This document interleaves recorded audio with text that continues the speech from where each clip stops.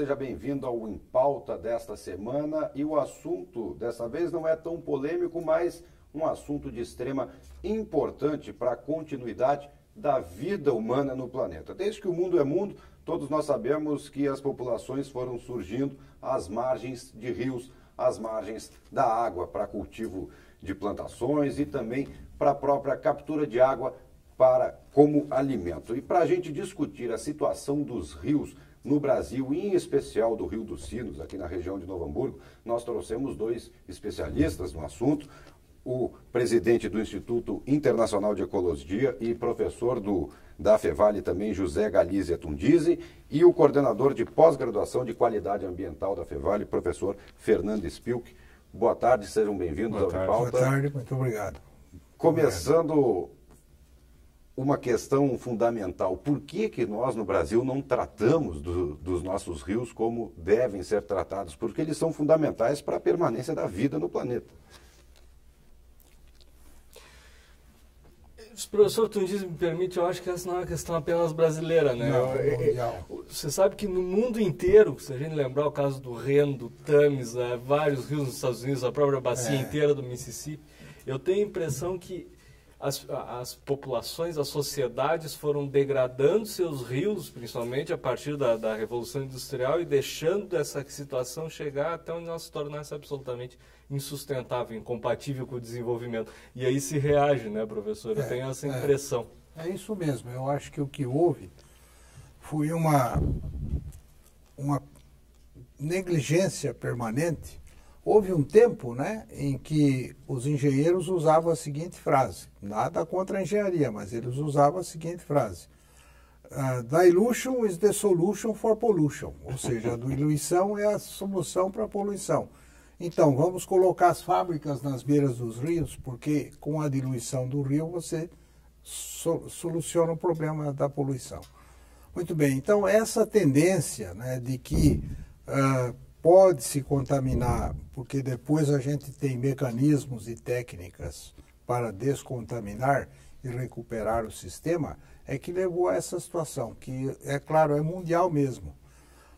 Acontece que, para você, essa tendência tem que considerar que os rios têm uma certa capacidade de carga, uma certa capacidade de diluir e de se regenerar, se recuperar pelos seus próprios mecanismos. Se essa capacidade for excedida, aí acontece o que está acontecendo atualmente. Não pensamos naquele velho ditado do é melhor prevenir do que remediar? Não, porque a tendência era essa. Nós temos tecnologia para fazer funcionar o sistema, nós vamos recuperar os rios, a engenharia dá conta de tudo, tem metodologia, técnicas, então pode poluir porque depois a gente recupera, não é assim. Excedeu a capacidade de carga, aí o sistema foi para um outro patamar. Agora, no Brasil, os outros países acordaram mais cedo por um outro problema, por uma outra razão. Eles trataram os esgotos e nós não tratamos. Esse é um outro problema. A situação no Brasil agravou-se porque você hoje, né, se você pegar uma massa de água, como o Rio dos Sinos ou qualquer outro rio do Brasil, que atravessa áreas urbanas e áreas agrícolas, você tem uma massa de matéria orgânica e matéria inorgânica, resultante da poluição industrial, contaminação com defensivos agrícolas, etc, etc. Portanto, aqui, isso é que é grave. Então, o grande problema do Brasil, no caso hoje, ainda é uma contaminação orgânica de altíssimo nível e que está realmente interferindo na crise hídrica e vai interferir mais. Porque, veja, se tratar esgoto, você pode reutilizar a água. Se você não tratar esgoto, você perde essa água. E por isso é que nós ficamos numa situação que ficamos dependendo só de chuva. Se chover, tem água. Se não chover, não tem água. Então não pode ser. Exemplo do que vem acontecendo no estado de São Paulo. Exatamente. Até os problemas pontuais, quando há uma estiagem, por exemplo, nos sinos, nós não temos, talvez o nosso sistema não esteja tão regulado contra os grandes sistemas macro que levaram, né, a essa questão da crise hídrica em São Paulo, etc., que a gente tem discutido aí, mas aqui, quando nós temos uma situação de estiagem, é justamente isso. Nós estamos muito dependentes da chuva, porque as perdas, né, ao longo do todo o processo de distribuição e depois o não tratamento de esgoto, não reutilização adequada da água, e esse é exatamente bem que coloca o professor Tundizi, quer dizer, toda a parte industrial foi se dando conta satisfatoriamente ou insatisfatoriamente, foi uma maneira que se atacou muito nos anos 70, 80, 90. Isso veio atrelado com todo o programa brasileiro, principalmente na época dos militares, etc., de universalizar a distribuição de água. Mas, infelizmente, uma coisa que a ditadura e a democracia tiveram em comum no Brasil foi não universalizar o tratamento de esgoto. Nenhum dos dois chegou nesse acordo. Não. Há esforços e tudo, mas assim, está chegando já muito tarde. Então, a situação dos nossos rios hoje, se a gente pudesse dizer, o que tu precisa resolver primeiro é essa situação do esgoto. Eu ia perguntar isso justamente na sequência. Vocês consideram a população das cidades ou a falta de tratamento de esgoto produzido por nós que habitamos em cidades como um dos fatores preponderantes para a poluição dos nossos rios? Não há dúvida, não há dúvida. Talvez o maior deles. O maior deles, sem dúvida não. Não é o único problema, mas é de largo mais grave. O mais grave. Se o Brasil embarcasse num programa nacional, um projeto de nação, de tratar 100% dos esgotos, haveria uma mudança fundamental no saneamento básico, na saúde pública, no reuso de água, abriria a novas possibilidades de reuso. Então, é crucial. Isso, o país tem que fazer um esforço muito grande nessa direção. Em todas as regiões, em todas as áreas, municípios, estados, o governo federal, devia haver um movimento nacional, sabe, mobilizador, para que isso acontecesse. Chegou-se num ponto onde o custo disso vai ser elevado ao extremo para se conseguir atingir pelo menos um percentual ideal de convivência harmoniosa entre seres humanos e natureza?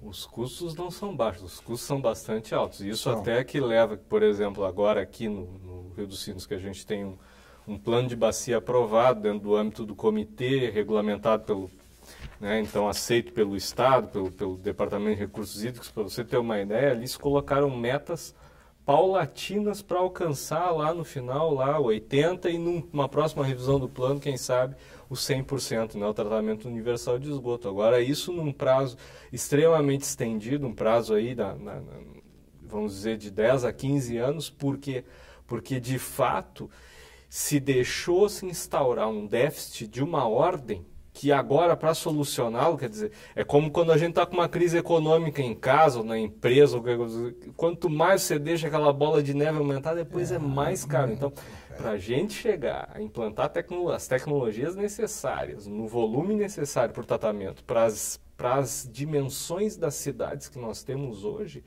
é extremamente caro.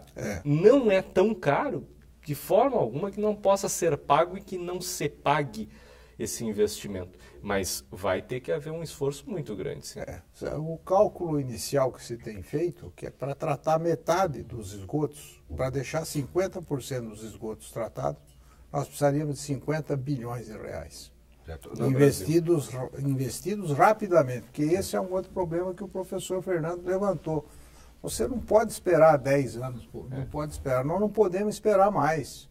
Chegou num ponto crítico. Tem epidemias aí, tem problemas de casos de diarreia por doenças de veiculação hídrica, vírus, enfim, todo um conjunto de contaminantes decorrentes dessa situação que em 10 anos vai morrer muita gente por causa disso. Não se pode, muita criança, entendeu? Então já vem, né? Isso provavelmente a maior quantidade de atendimentos do nosso sistema de saúde, seja privado, seja o SUS.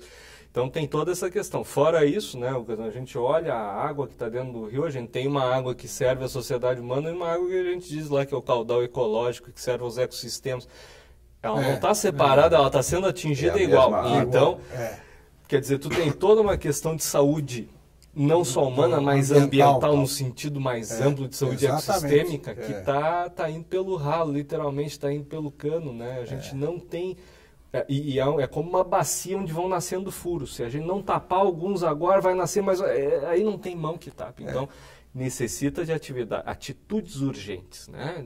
Nas várias esferas, não é problema só do município, da federação, do estado. Quer dizer, isso tem que ser prioridade, realmente. E parte também, é claro, existe em grande parte uma culpa da falta de investimentos por parte do poder público, agora parte também um pouco do próprio comportamento da população.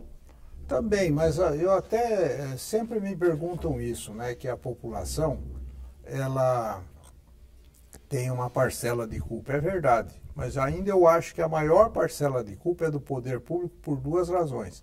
Falta de investimento e falta de educação. Tem que educar a população. Investimento em educação também. A população não responde porque a população não está capacitada para responder.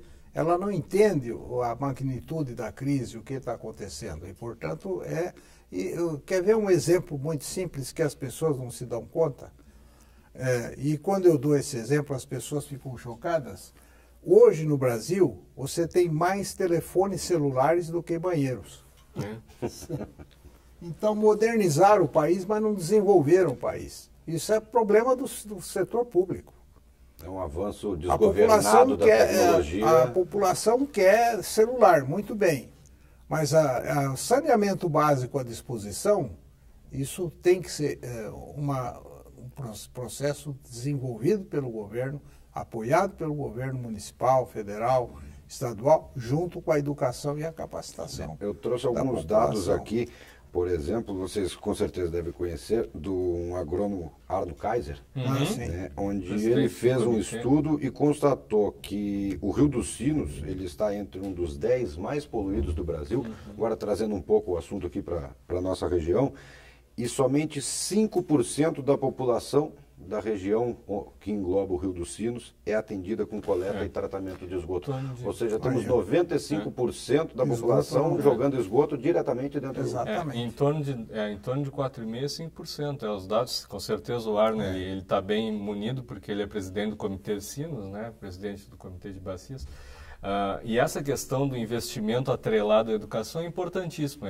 Para citar um exemplo aqui, regional também, né? Nós temos cidades aqui. A cidade de Canoas, ela poderia hoje tratar por volta de 80% do seu esgoto, ela trata 18%, apesar de toda a infraestrutura instalada. Por quê? Porque não foi feito um processo de convencimento e de educação adequado para que as pessoas, de fato, entendessem que aquela situação de ligar o seu esgoto à rede coletora é um processo fundamental, cívico, de cidadania, né, e da importância da saneamento ambiental, de saúde humana. Então, de fato, investimento, educação, uma coisa que a gente sempre conversa em grandes fóruns aí sobre essa questão da resolução da situação da água no Brasil, imagina se nós tivéssemos, né, a possibilidade de fazer pela água, pela saúde e as questões ligadas à água e ambiente, a possibilidade que a gente teve com o HIV, por exemplo, de educação permanente. Sem dúvida, nós temos situação gravíssima no HIV, mas com um impacto enorme das campanhas de educação em restringir a disseminação do vírus. Imagina se a gente pudesse fazer isso conscientizando lá desde a base das crianças, os adultos, a toda a população da importância de cada um manejar o seu sistema, de cobrar das autoridades, de cuidar, de evitar desperdício de água, que acaba impactando também na situação do tratamento do esgoto depois, de efetivamente pedir das autoridades prioridade no processo do tratamento de esgoto. Né? Então a gente precisa disso. A população, ela responde bem. Quando houve a primeira crise de energia em 1999, 2000, a população fez a lição de casa. Economizou energia. Então aprende. Se você tiver uma campanha muito bem feita para mobilizar a população nos municípios, nos estados, nas grandes metrópoles, a população acompanha e ela participa. Mas é preciso um projeto mobilizador, projeto de comunicação de massa com novas tecnologias, com uma série grande de processos educacionais eficientes, mais rápidos de transmitir, mais fáceis de entender também. Tudo isso, inclusive, é uma grande oportunidade para a própria indústria de comunicação. De educação em geral, indústria de educação, enfim, tudo isso. Agora, precisa realmente de um estímulo, precisa de lideranças e estímulos que possam desenvolver esses processos. Veja, nós temos competências, nós temos tecnologia, porque tem, aqui a cidade de Novo Hamburgo, com o apoio da Fevale, está fazendo um projeto altamente importante para o município, que é uma estação de tratamento de esgoto com um sistema muito inovador, novo, com tratamento com plantas aquáticas, etc. Desse porte, praticamente, é o primeiro projeto no Brasil. Então, existe tecnologia. Agora, o que causa espécie é o seguinte: o poder público, ele não usa nem a pesquisa, nem a capacitação que ele apoia. É incrível. Se você olhar o que tem de informação nas universidades, nos centros de pesquisa, todas essas universidades, todos os centros de pesquisa, tem um volume enorme de informação. Ora, a pergunta é a seguinte: o governo usa essa informação para fazer as políticas públicas, os governos federais, federal, estadual, municipal? Não. Então é um paradoxo, o governo não usa a pesquisa financiada pelos seus próprios recursos. Não ouve os pesquisadores, por exemplo. Professor, eu vou pedir um tempo para vocês dois, para a gente ir para um breve intervalo, e daqui a pouco a gente volta, continuando com esse assunto de extrema importância para todos nós, que é preservação do meio ambiente, preservação dos rios, e vamos falar também de atitudes que podem e devem ser tomadas para que possamos ter os nossos rios limpos novamente. A gente volta daqui a pouquinho.